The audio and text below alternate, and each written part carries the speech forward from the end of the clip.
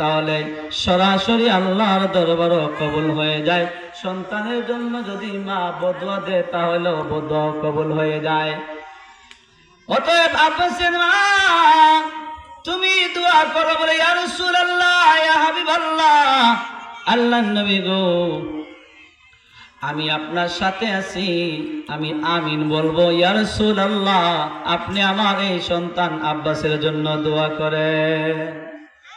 হাদিস শরীফের মধ্যে উল্লেখ হয়েছে হযরত আব্বাস রাদিয়াল্লাহু তাআলা আনহু নাতিবতী 100 নাতিবতী তান কবরস্থ করেছেন, জানাজা পড়াইছেন। এত লম্বা হায়াত আল্লাহ পাকে মার দোয়ায় আব্বাস রাদিয়াল্লাহু তাআলা আনহু দিয়ে দিয়েছে। এর জন্য আল্লাহ পাক রব্বুল আলামিন কোরআন শরীফের মধ্যে বলেন, ওয়াবুদুল্লাহা ওয়ালা তুশরিকু শাইআন ওয়া বিল ওয়ালিদাইনি ইহসানা।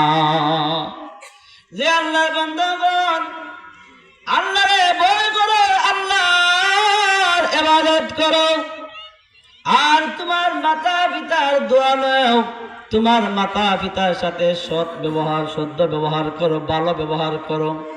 তোমার মা বাপ যদি গড়ে থাকে তাহলে মা বাবার দোয়া তুমি অর্জন করো।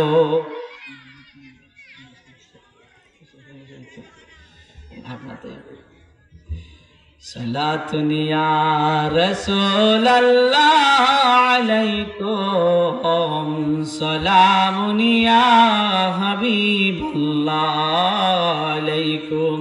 এর জন্য বাবাজিরা, বন্ধুরা, ও আমার মুসিবুরের গ্রামের মা বোনেরা, যুবক ভাইরা, যাদের মা ছেড়ে বাবা ছেড়ে, মা বাবা যাদের ঘরে আছে তাদের ঘরে জান্নাত আছে। মা বাবার দোয়া নিও,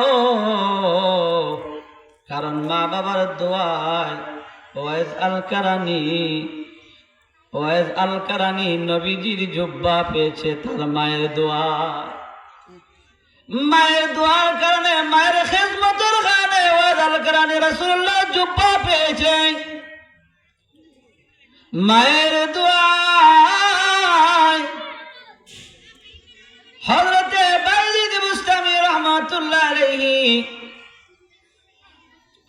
আল্লাহর ওলি হয়েছে। এই মায়ের দোয়া প্রত্যেকটা মুহূর্তে ওলি আল্লাহরা মায়ের দোয়া নিয়েই তারা আল্লাহর ওলি হয়েছে।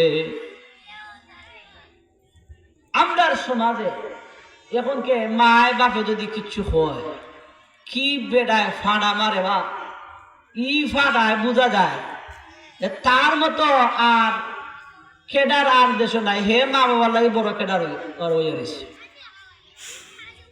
অতএব হযরতে উমরের ছেলে আব্দুল্লাহ, উমর রাদিয়াল্লাহু তাআলা আনহু ডাক দিয়ে বলে, আব্দুল্লাহ রে, তোমার ঘরের বিবিকে তুমি তালাক দাও। ও সব বলাস, এত প্রেম প্রীতি কইরা